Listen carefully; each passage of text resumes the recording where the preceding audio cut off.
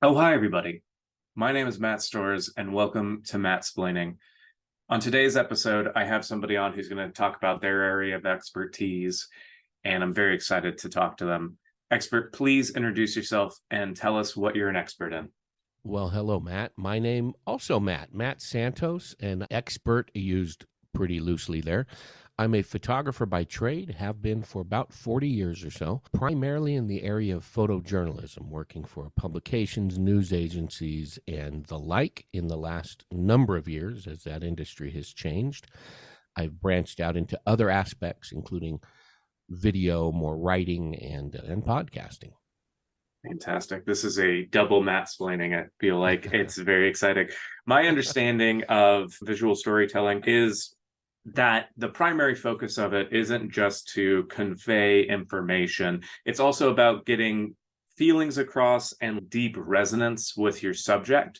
So this is most commonly done outside of the photos that would be in like a newspaper or an online news story. The most effective way to do this is through the use of PowerPoint. You know, how it's done on online is like the click through of photos this is this photo, this is this photo, and you can kind of have those stories kind of like as a catalog or as a photo library to tell a story.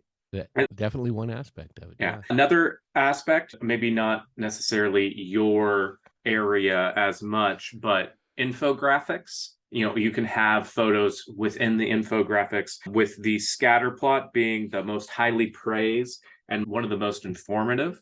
A quick tip a lot of people don't know about the scatter plot is that if you go and you see a scatter plot in person, like if it's in a newspaper or like a magazine or something like that, you should always try and connect the dots of the scatter plot. A lot of people don't know this. Almost every scatter plot, if you do it correctly, will create a cool kind of Kandinsky-esque image that a lot of tattoo artists use as inspiration for making abstract artwork on clients.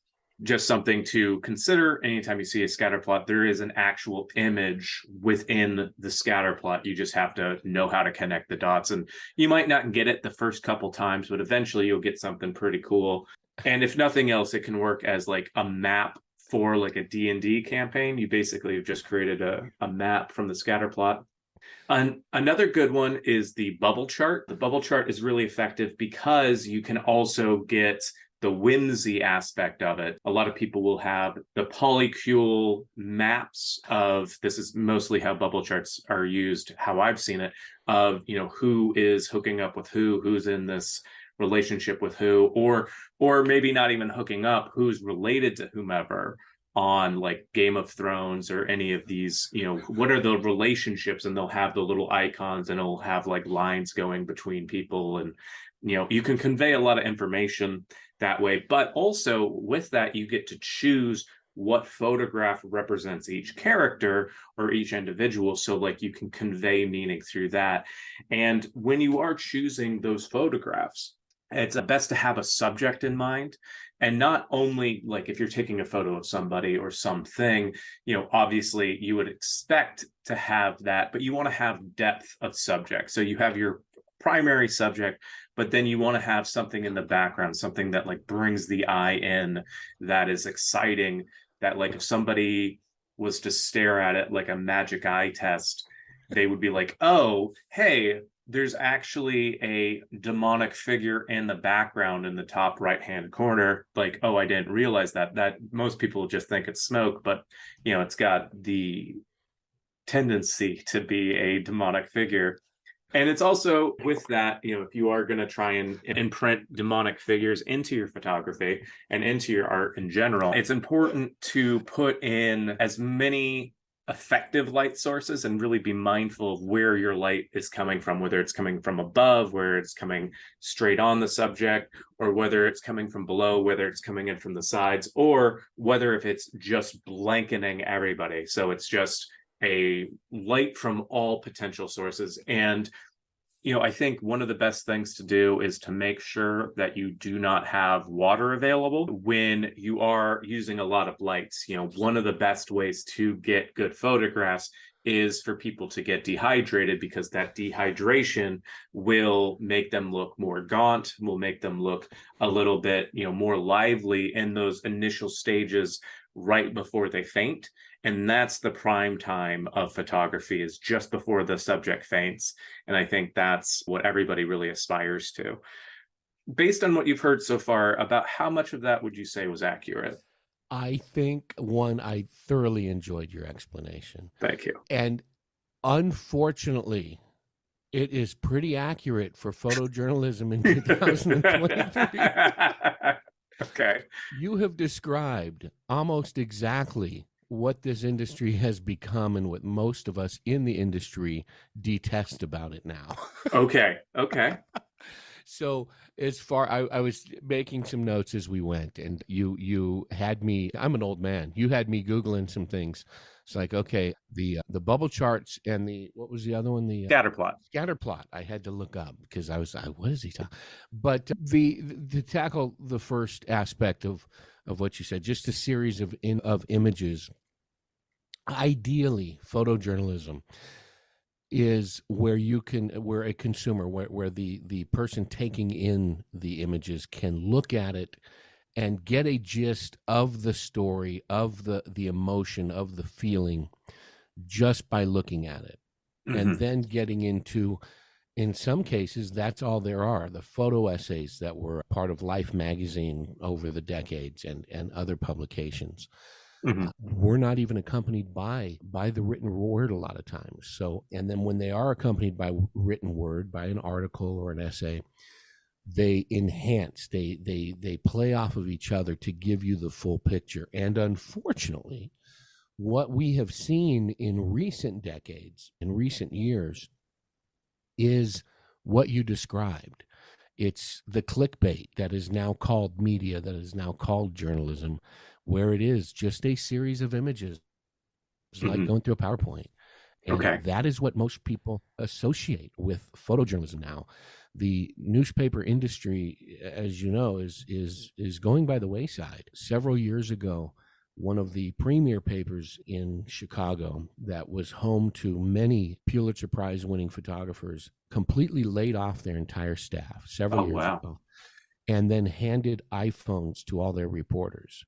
And their thinking was, you can do this job just as good as the dozen people we just laid off, who had decades of experience. So the clicking through of a PowerPoint presentation is exactly what this industry has become in recent years, unfortunately. That is unfortunate. I worked for, I'm no longer with them, a very small market newspaper here in Prescott, Arizona, just north of Phoenix. We had 3 papers for the main community, and then a couple of outlying, four papers, and then 3 other smaller outlying neighborhood papers. And we served about a 75,000 person population up here in the 4 communities. And at one time, 10 years ago, 12 years ago, there were 5 of us on the photo staff. They laid us off, and up until about a year and a half ago, there was 1 photographer left on the photo staff, and he got let go about a year and a half ago in the middle of the pandemic. So that's exactly what they do up here. Is they hand an iPhone to a reporter, and that newsroom, reporters and photographers alike, was 30 plus people, and now there's 4. So the industry in itself is turning into a tattoo parlor for news, I guess is the best way to put it. You mentioned using tattoos to tell a story. It's kind of what it's turning into now. When I started back in the early 80s, my first newspaper job was in 1982, I think. And the photojourn folks were still, the photographers were viewed kind of as the second-class citizens to the writers. That's just kind of the feeling that journalists have. Well, all you're doing is taking pictures. All you're doing is capturing an image. The real work comes from the guy sitting at the type, or the guy and the woman sitting at the typewriter telling the story. But over the years, I've met so many great photographers that mentored me over the years and turned me on to some of the great photojournalists throughout the decades. I mean, the industry started really in the mid to late 1800s, with starting with war photography through the Civil War, and of course World War I and II, and Mhm. up through. That's really what really started photojournalism, was war photography, and capturing those images, even with the gear that they had over the last century and a half, where it was basically carrying a 5-foot tripod that weighed 150 pounds and a camera that was 60 pounds, to what we're shooting with now, small digital high-tech things. The goal has not changed. The goal is to capture emotion, tell a story visually, and thankfully there's still some folks still doing that. Right. But for the most part, the industry has kind of given up on the art form. Henry Cartier-Bresson was one of the greatest. He died several years ago. But if you're ever looking for the ultimate in photojournalism, Bresson is it. Look at his images and you're just captivated. I remember when I first came in contact with his work by a photojournalist that I knew in my early years, and he turned me on to Henry Cartier-Bresson, and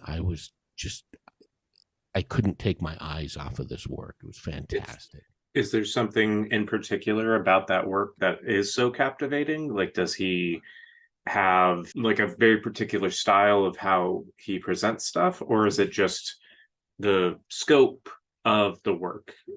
He was, and this is really the definition of photojournalism. You'll see pictures, photographs of like a profile, and it'll be, Matt Storrs in his office, and it's kind of more of a business of journalistic portrait of, somebody sitting at the desk.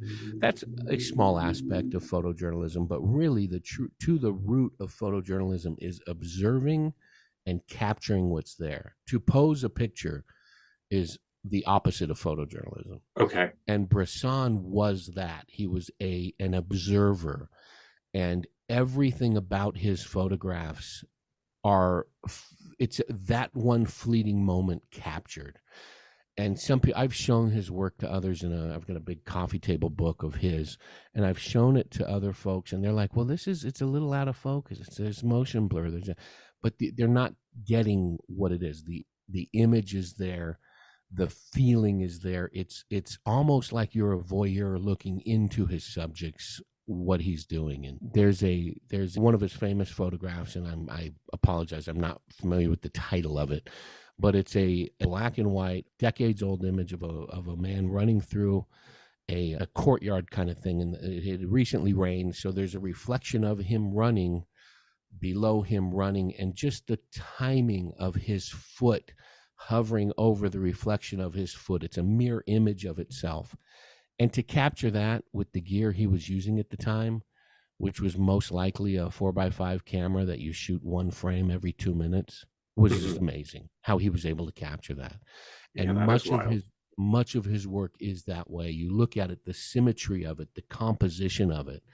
You had mentioned the light sources, multiple light sources, and the creating a gaunt-looking image by not allowing people to have water. You just described Instagram. What we call that is the Instagramming of the industry, where you take a very mundane image and you treat it with every filter in the world or any setting type of thing to create emotion. Well, you strip away those filters, and it's basically it could be a passport picture or your driver's license picture, and you run it through all the filters, the lighting aspects and the digital aspects, and now it suddenly looks like this emotionally charged picture. Well, it may look great, but in my opinion, as doing this for decades, that's no longer an image. That's no longer a photo, or excuse me, it is an image. It's no longer a photograph. It's more of a graphic image.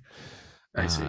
And when you take Bresson or some of the other, what was his name? Freelig, known as Ouija. He did Arthur Felig. He used to do the old, you're probably most famous for like the gangster images of people being shot down and, things way back in the 30s and 40s. Just raw, really extremely raw and packed with emotion.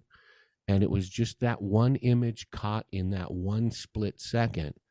There was no post-processing. There was no anything that we're seeing now. And we kind of jokingly, as me and some former colleagues get together and complain about the state of our industry, that's what we call it, the Instagramming of the industry, where nothing is about substance. It's all about a quick glance, and there's no story being told. It's just an image that's been polished up, and at the root of it, there's really no emotion behind it. It's all sort of fake, and fake is the opposite of what photojournalism should be.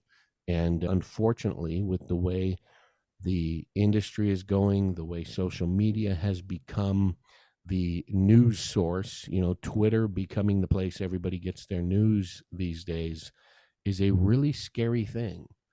Hmm. When you are getting the bulk of your information in what is it, 140 characters or Yeah, whatever. something, it's a Yeah, low amount. yeah, you're not getting the full story. And we have all seen the results of that. Now it's the headline tells the whole story. Well, the headline can sway public opinion with zero substance, and Right. Yeah, and that's very unfortunate. absolutely. You lose the subtext with the Instagramification. It's highly tailored to elicit a specific result as opposed to giving the Yeah, underpinnings of the emotion or what was actually happening at the time. It's tailored and chopped up to say, okay, this is my intent behind this, as opposed to this is what's happening. So, yeah, I can see that being very exactly. And frustrating. yeah, and having intent is a dangerous thing. Now, granted, every writer, every photographer has a goal in mind when they go out and do this, or when they put a camera to their eye.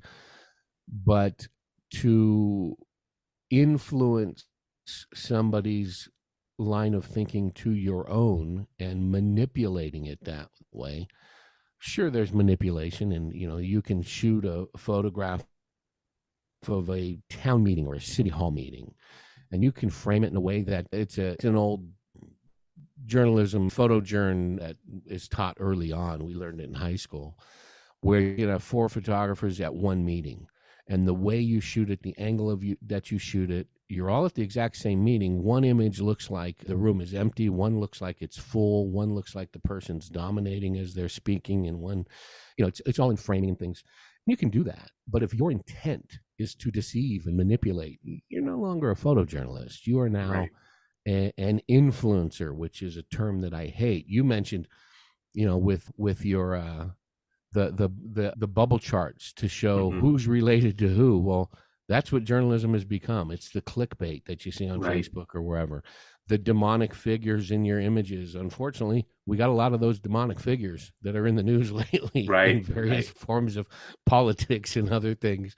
So there is far too much opportunity for people to manipulate the consumers of their images, of their art, and unfortunately they're taking advantage of it. I long for the days of being able to go out and do a photograph, do an assignment without an agenda. And fortunately, there are still aspects of journalism that do that. Hmm. You don't often find it in the larger metro areas because of cost measures and things, but there's still some great journalists in small towns spread out across America and throughout the world.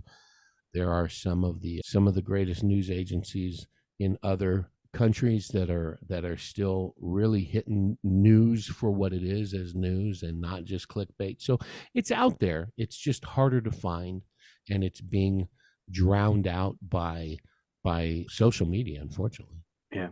If people were looking to find some of that, where would you recommend they go, and where might they be able to find you as well? Well, as far as finding that on a general scale, is find the independent, find the alternative papers. Oftentimes are still in print and online. The ones that are not dictated by large corporations, because and rightfully so, large corporations are designed to create income for their stockholders. There's still, Phoenix has some great, the New Times down in Phoenix still has some great reporting going on. I'm sure in New York, the Village Voice and things over the decades have been for different aspects that you won't find in some of the major papers. Mhm. So the independent ones are the great places to go. As far as for me, having not liking Instagram as much as I do, Instagram's a place you can find me, and Twitter. M Santos_photo is where some of my work's displayed, Okay. and other things. Like I said, I branch off into other aspects in video and podcasting to tell stories, and all links are there as well. Excellent. Well, Matt, I really appreciate you joining me today. This was extremely informative. I really appreciate it. Great talking to you again. You as well. And love the podcast. Looking forward to seeing who else you get brought on as experts. Yeah, I'm it's been a lot of fun so far, so I'm looking forward to continuing to do it. My name's Matt Storrs, and this has been Mattsplaining.